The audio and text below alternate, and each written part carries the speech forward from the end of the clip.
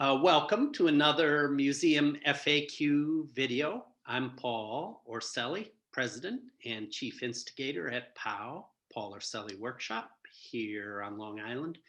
And today we're in for a double treat because we have not just one conversant, but two conversants joining us today, Dr. Lynn Tran and Dr. Preeti Gupta. Hello, how are you both doing today? Doing well, thanks. Yeah, doing super well. That's great. Hopefully you say that at the end of this conversation. But I always like to start out by having our guests introduce themselves and talk a little bit about their background, sort of how they ended up where they are right now. So Lynn, why don't you start us out? And then Preeti, you can follow up before we launch into our conversation. So go ahead, Lynn. Hi. So actually, I guess the journey begins way back in high school. Perhaps cliche for many of us in the informal science education field, where it's our early days as a high schooler, spending time in a museum that sucks us in. And that's where I actually started doing research in a lab at the Natural History Museum in Los Angeles that got me into doing science, and then studying marine biology at UCLA, and then going back to the museum to teach marine biology and finding that I didn't know what I was doing and I didn't know if I was effective. And that inquiry is what started me off on this path to study how people teach science in museums and how do you support people teaching science in museums, and finding that there's a lot of passion and drive, but then perhaps not a whole lot of support for us to become more effective at what we do. And so then I left the museum and went to graduate school, and then did my postdoc at King's College London with the Center for Informal Learning in Schools. And then now I've been at the Lawrence Hall of Science at UC Berkeley for the last 12, 13 years, studying how people teach science in museums and how to support the professionals that do their work. Awesome. Lynn, I had no idea you started as a high schooler after all these years of Still, right? You learn something new. Something new. So just like you, I started as a high schooler, 15-year-old at the New York Hall of Science as an explainer, and had no idea what I was walking into, but because back then in the olden days, that museum didn't actually have a front door, like many museums of the time. And but it transformed my life basically after the first month of working there on Sundays. And I never left, even though I did my schooling and all that. And it's interesting. Your interest became more focused on, am I being effective? And in my case, I didn't even question that. I figured I'm good. We're all good. We're doing good work. So, but my experience working at the Hall of Science in my early 20s as an educator and all was really, I was in a very supportive workplace and a very supportive, what I now define professional learning community. And I didn't have the words to describe aspects of it, but it was what kept me there and kept me improving and advancing and thinking about how could me and my colleagues do better work. But it was really the community that I fell in love with, my colleagues and the good work we were doing. And but then, meeting you and getting involved in what the kind of work you were talking about with reflecting on practice, that's when I realized, oh, wait, this can be a more structured way of thinking about things. And so that did really push me in new directions. And then now I'm at the American Museum of Natural History, been there for 10 years. And we continue to have that really great professional learning community.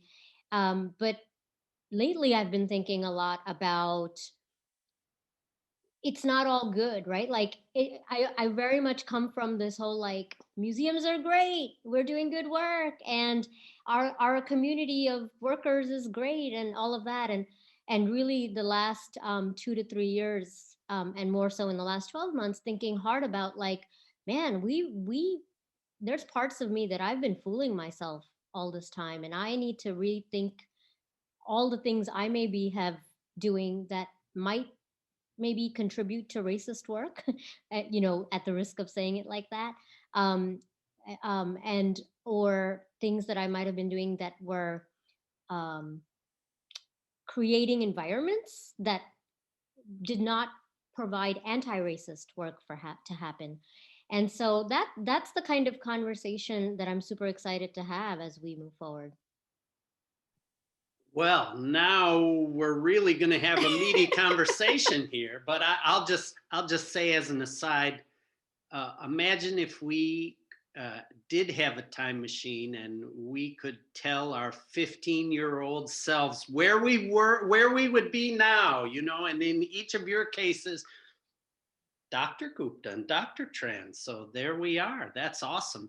But picking up on what you just mentioned, Preeti, naturally, I think people like us who work in museums, we are fans of museums, and maybe we've been lifelong fans of museums, but that doesn't mean that there aren't a number of aspects related to museums that can't improve and maybe in some parts of it don't need serious improving, which doesn't mean that we need to throw the baby out with the bathwater. Oh, these things need to be improved, so museums are just horrible, let's knock them down. I don't think we want to start there, but I think sort of launching into the main part of the conversation, talking about both professional development, but also talking about fostering environments that really bring forth equity and justice and don't inadvertently, as you said, sort of set things up so that they privilege certain ways of thinking or certain modes of thinking. So maybe we could just start to hack off a little bit of this conversation, and maybe you could each talk a little bit about some of your work and thinking and writing as it relates to improving professional development and improving education work within museums. And what are some of the things that you've been thinking and writing about that strike you as important elements to move organizations more toward equity and justice and to look for those opportunities to improve museums?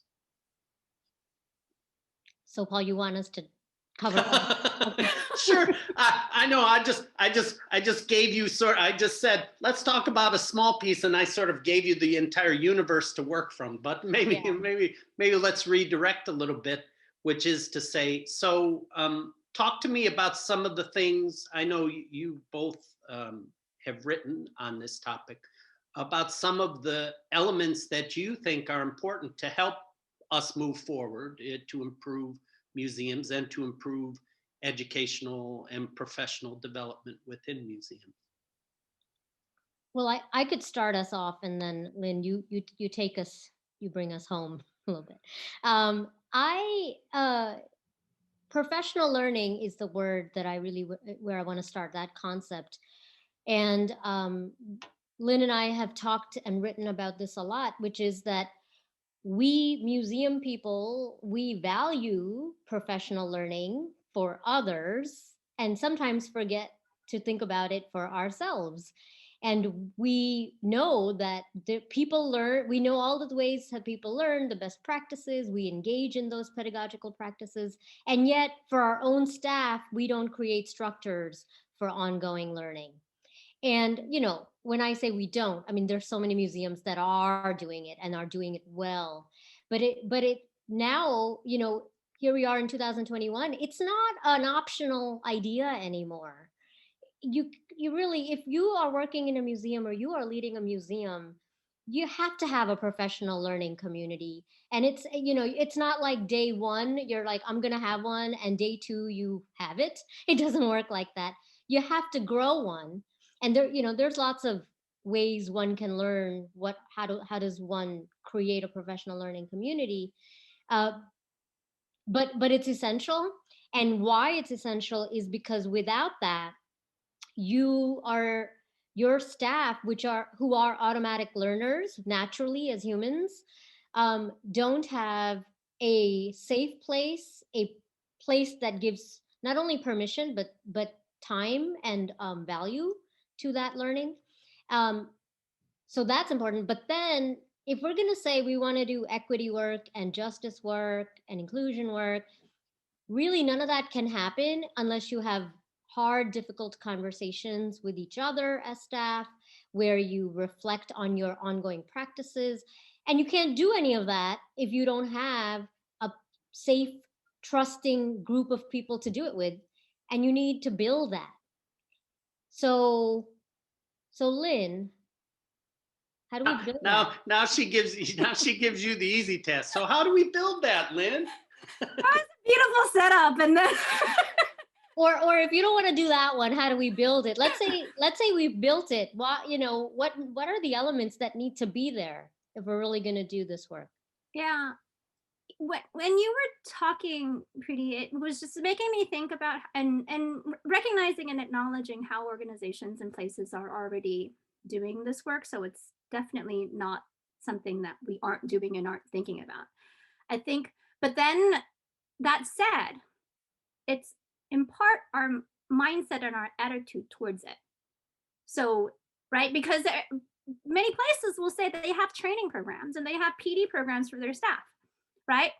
But as a senior director and senior leader within an organization, your adoption and your attitude and your position towards it is very transactional. I'm going to give you this, and I expect that in return, as if their workers, those humans doing the work, are actually robots. Right? I put this in, I'm going to get this type of output. And that's the thing that perhaps, so there, as you were saying, there are lots of different ways to cultivate professional learning communities and that culture and all of that stuff. But at the heart of it really is really thinking about, like, underlying what is your philosophy and approach towards it. Are you doing it as an organization in a transactional way, or am I really looking at the people who work in my organization as human beings, and when they come, right, doing the work involves them learning about the work that they do and advancing themselves. And so maybe you do some investing and time and they do leave, right? And so then this feeling of, oh, well, these staff, I can't invest in them that much because they're seasonal and they don't stay for very long, right? And then you're also training them to do work for you, right? And not really helping to cultivate them and so it's really that attitude that it's a subtle shift in the way that we approach it, but it has like that cascading fallout in terms of the types of actions that we take. Well, I think it's interesting. And you probably aren't the first person to say that sometimes workers in a situation feel like they might be being treated like robots, which is not a great feeling, of course. It strikes me in what you both said that an important word or an important element in this is an element of trust, that there is a feeling between between everyone in a working environment that that it feels like people are looking out for each other's best interests, and not just a transactional sort of thing like you mentioned, Lynn. Well, we'll give you this, but only if you do that. That sounds, yeah, that sounds like robots, or like training a dog, actually. But leaving that aside, I know I've read some of your work, and you this is my reading. You seem to tease out two big aspects to think about in this broader topic. The one that we've sort of touched on already, the notion of professional learning and who has access to that, and how they are treated in that regard. But also this notion of critical consciousness, which strikes me as especially important if you're talking about helping move organizations towards more equity and justice. So I'm wondering if you might each talk about critical consciousness for a second, because that was like, I don't know if that I've necessarily heard that term applied in this context before, thinking about informal science education organizations and professional learning. So I don't know if you can touch on that. So critical consciousness is the ability to recognize and analyze systems of inequality and the commitment to take action against these systems when we're seeing inequality, right? And that's really at the heart, I think, of what we're trying to say and trying to do when we're engaging in work in equity and inclusion and diversity and all the EDI and all of those acronyms, right? That's, I think, at the heart of the intention, but we don't call it out as such, right? We dwell on or we linger on ideas of diversity, like diversifying our audiences, right? Expanding our audiences or diversifying our hires, right? But it overlooks the fact that the world is diverse, humans are diverse, right? And part of the underlying problem is the isolation of it, because in the way that we look at the world and treat each other, right, we're not seeing everybody as fairly and equally as we could and should be, right? And so we're also not seeing where the inequalities are that might exist within the systems that we built or have been built, and we just exist in them, right? And so it really requires us to think about these ideas so that we actually can do the work in equity and inclusion without just falling short where we just pay lip service to it, or we seek out a checklist to say, okay, well, it's these things, and I've hired X number of people, and I've reached this demographic of people, so I have done DEI work, when in fact, that's not, I mean, yes, needing to diversify the workforce and diversify our audiences and reach broader audiences, so that's not what we're saying, but we have to really, truly make it last, right? Because you can hire all these people, and they don't stay because the space, right? The space and the workplace and the environment is just not valuing them and who they are. Yeah, that's, I think that can be a very frustrating part of this conversation for museum folks, well-meaning museum folks, is that inadvertently you get into, as you said, a checklist, or I'll say sort of a quota, a very surface level approach towards diversity or equity or justice, when the foundational issues are systemic, as you both have mentioned. So how do you dig past those surface level things? How do you dig past those sort of feel good press release kinds of surface approaches and help people redo, undo, improve the systemic issues? Well, I know I'm giving you all these simple topics to deal with, but still. I mean, I really don't know the answer, solution, all of those things, but I do think that a way to advance that agenda a little bit is, well, you brought up trust, going back to that idea for a second, and going back, Lynn, to your idea about the checklist. You use the example of like hiring staff but not being able to keep them. Well, same thing with audiences, right? Like we invest so much in outreach and all of those things and getting people of a certain demographic to apply to our programs. And then next year it's like, okay, back to that same plan, right? Like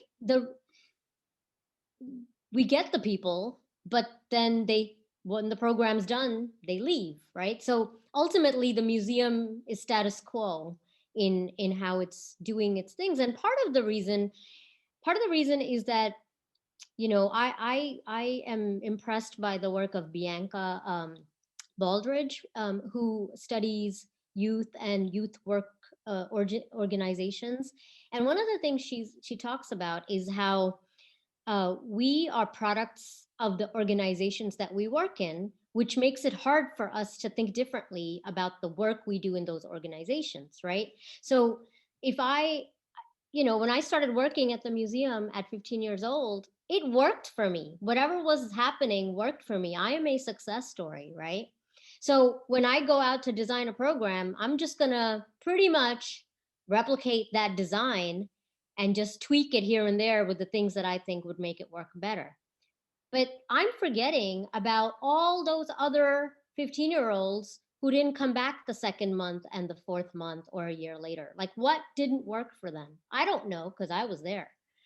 But if we could look at those people who, you know, another way to think about it, not to bring in theory too much, but like community of practice is another way to think about it, right? Like that people enter a community, and the more they get to know that place that you're in and the culture and the practices of that place, they might become more central in that community.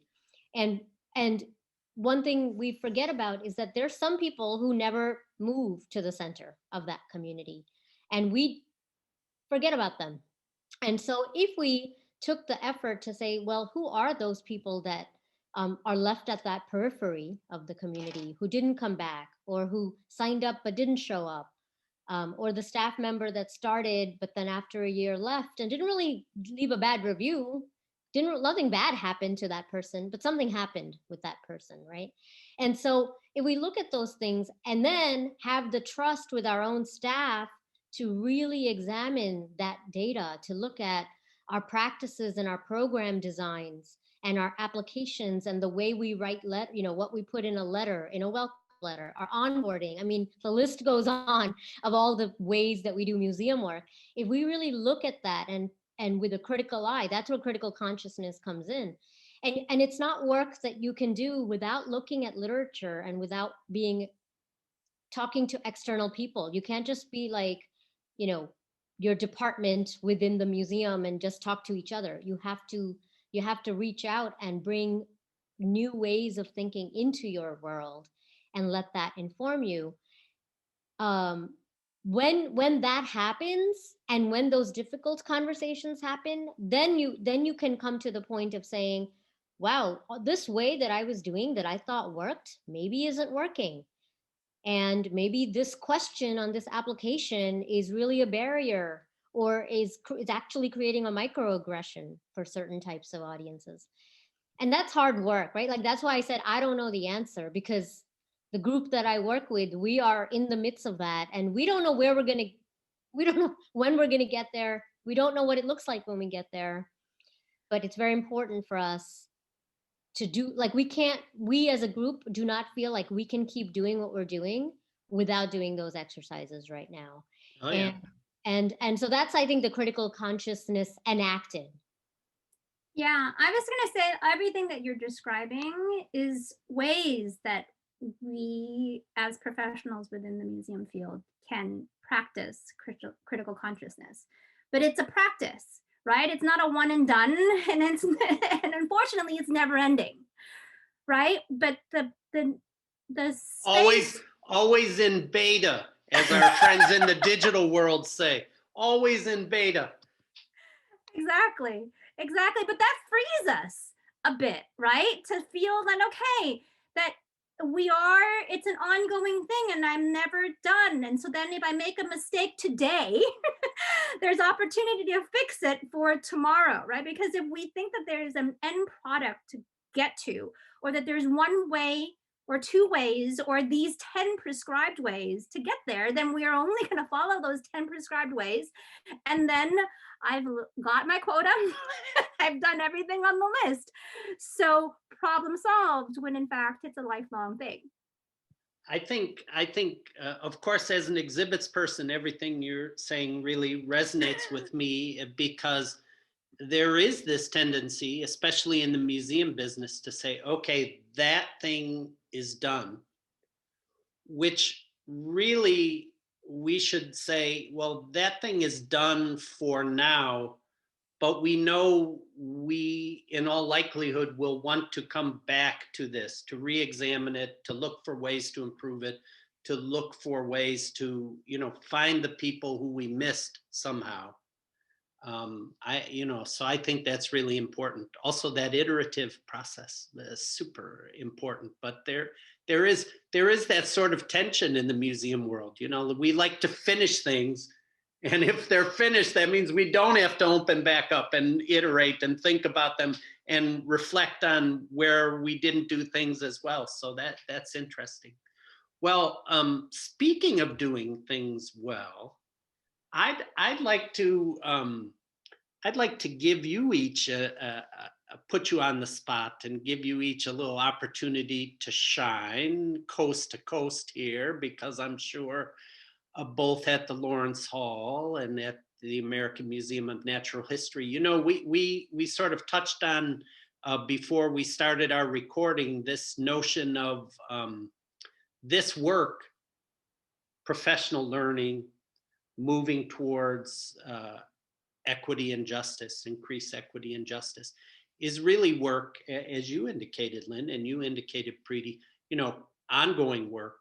And it is work that sort of blurs maybe the traditional lines between our professional selves and our personal selves, because we should hopefully all be lifelong learners, even though that's sort of a cliche phrase, but I think it's a good premise. And also always looking for, both in our personal and professional lives, hopefully to help make the society and the workplaces around us more equitable and just. So I just be interested, we're talking a lot of theory, and since we're in YouTube land, we'll be able to include links to your writings and your work. Of course, I think that's important so that people can dig into this more and even contact you both if you're willing to. Well, people can find everybody on the internet. So now they're going to know, I want to talk with Preeti or Lynn about this. But I'm wondering if each of you might just take a minute to talk about, within your current work, and even if it blurs the personal and professional lines, something you're working on now that you think, that you're proud of, or you think really holds promise and that is moving the needle in the right direction. So give you each a chance to brag about your work and your team's work. So I don't know, Preeti, if you want to pick up that thread, and then Lynn maybe talk about something, like I say, coast to coast. We got New York and California in the house. So Sure. Really, one thing we've written about is the words compassion and humility. And so I'll use those as the anchors for some of the work I could share.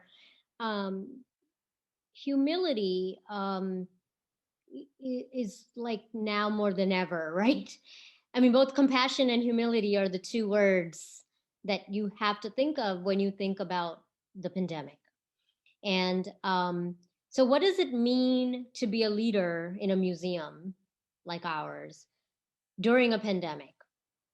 And also not abandoning this work around equity and inclusion and diversity. In fact, not only not abandoning it, but centering it. And so I think I have grown so much as a leader in the last year, because even though I've been designated as a leader for, I don't remember how many years now, let's call it more than 10. I, I really thought, I get this, I got this. There's always something to learn. But I really did see it as like, you do this, you do this, you do this, and that's leading. And and even during the pandemic, my inbox every 2 days, there's a new leadership. I don't know how they find me, like all the algorithms and AI at work, but I get all these like leadership things in my inbox from all these organizations, and I don't even have a chance to read all of them. But really, even in most of those that I do skim, humility is not mentioned. And so I come back to that because I think part of what I am proud of and what I'm trying to remember and share is that really being a leader means staying quiet sometimes and listening to your staff, listening to your community, and recognizing like, wow, stuff you did that you thought was good maybe wasn't so good, and being okay with that. And it hurts to think like the program you started or the program that you bragged about at conferences, may need to be re-examined because it was maybe perpetuating bad stuff, right? And not to say that it's a bad program, but where are the parts of it that really need re-examining? And letting your staff, or let me rephrase that and take that back. Not letting your staff, but partnering with your staff to say, I'm not going to lead this change. We are going to do it together. So that I think is a proud moment because at the American Museum of Natural History, we really are engaging in that reexamination in a variety of ways across different departments. And so many of our leaders are embracing humility in doing that work. And then compassion is a word that I really kept to the side before the pandemic. Talk about separating your personal and professional. I think I did. And for a variety of reasons, which I don't even have to outline, it's all blurred now. But compassion is something that I want to say I'm proud of because the people I work with at the museum have taught me about compassion. And, I am so excited about that because having learned about what that means when you have a professional learning community where you have trust, but you maybe didn't really think about compassion as a word, that has come up. The staff has got me thinking about it. We've enacted on that compassion, not just because we wanted to, but we had to, and we continue to do so.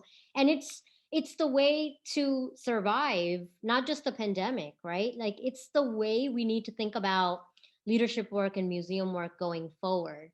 So the trauma of the pandemic has brought these bright spots of rethinking what leadership means and rethinking what being part of a team means, even if you're not officially a leader of that team. Great. That was Well, beautiful. Lynn, Preeti's raised the bar high there, but I'm sure that you can share some equally proud moments that are happening in your part of the world. Yeah, that was hard to follow, Preeti. Thanks a lot.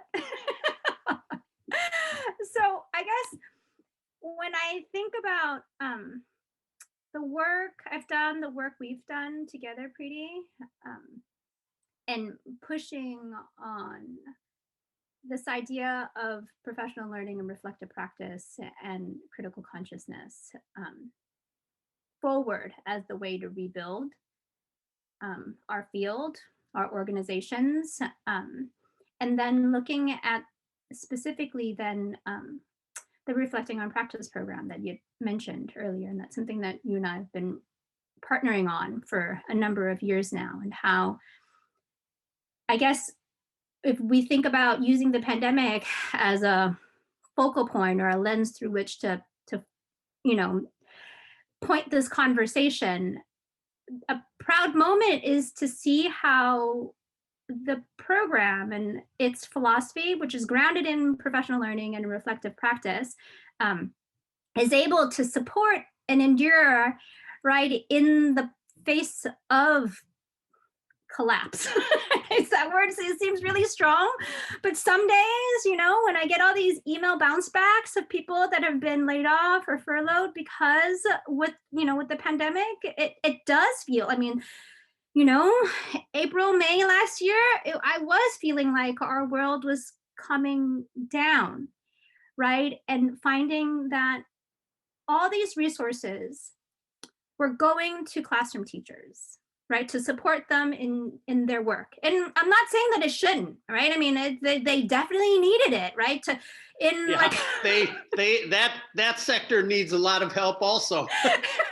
exactly, like in a blink of an eye, overnight, nobody was able to go back to their life, right? Go back to teaching. And so there was a lot of like crazy resiliency and turning on a dime, pivoting that people were having to do. And so rightly so, resources going to classroom teachers, to university faculty, that, you know, it's necessary. But then the sad, heartbreaking thing perhaps was to see that not that many resources and support were going to museum educators. And in fact, not only were they like fighting for their lives, many were also fighting for their livelihoods, right? Trying to figure out how can they tool up, right? So that they could like prove to their organization that they were worth keeping because they could bring in revenue, right? And so like, so there was collapse happening, right? And the organizations, I recognize needing to protect the organisms, right, at the zoos and aquariums, and needing to protect the exhibits and stuff like that. But the humans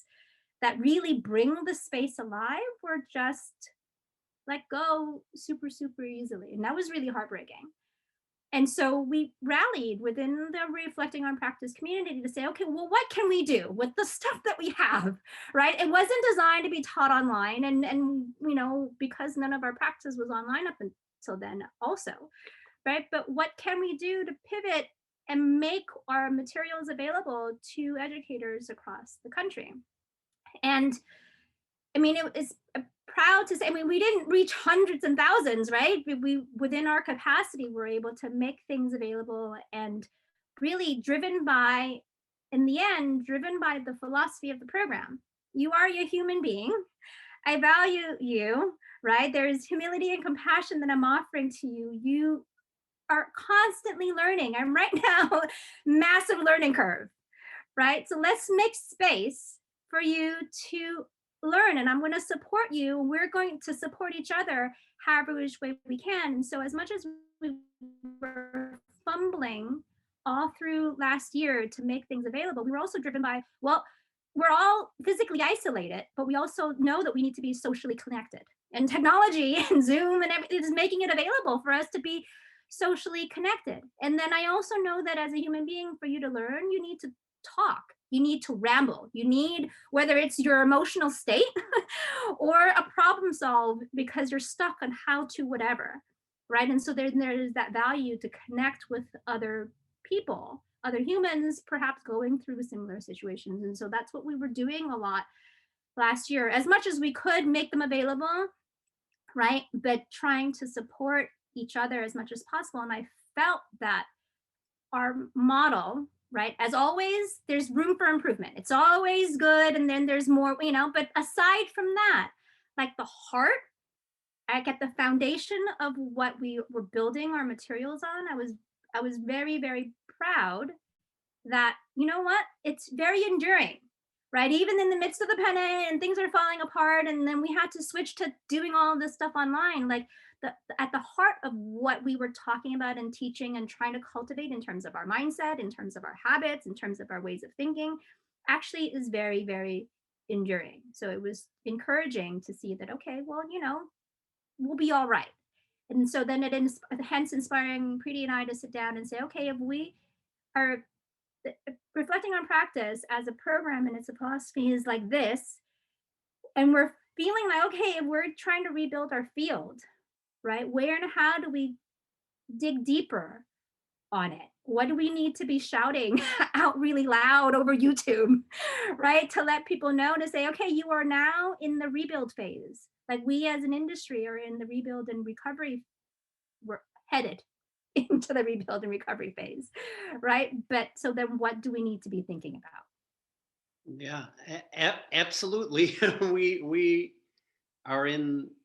we continue through a rebuilding and transition phase. I think though that some of the terms that you each mentioned, humility, compassion, resiliency, I think as I look back and also look forward, I think both the institutions and the practitioners who have shown and employed humility and compassion and resiliency, I think those really are the people and the places that are really well positioned to move through and rebuild,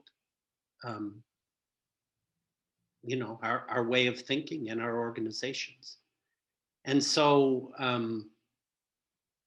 on that note, I've been proud to have you both join me today, because I certainly would put you each in that positive category of practitioners who are helping rebuild the field and help our organizations move forward, not only with a mind towards professional learning, but as we mentioned several times, towards a greater equity and justice within our organizations. So I'm super happy that Dr. Preeti Gupta, Dr. Lynn Tran, you were able to join me today. As we mentioned, since we are in YouTube land, we will be able to provide resources and links below in the description, below the video, so that you can find out more about the kinds of topics that we've been discussing, and about both Preeti and Lynn's individual and collective work that we can find out more about. So thanks again very much. I really appreciate you taking the time today. Thank you, Paul. Thank you for inviting us. It's been great. You bet.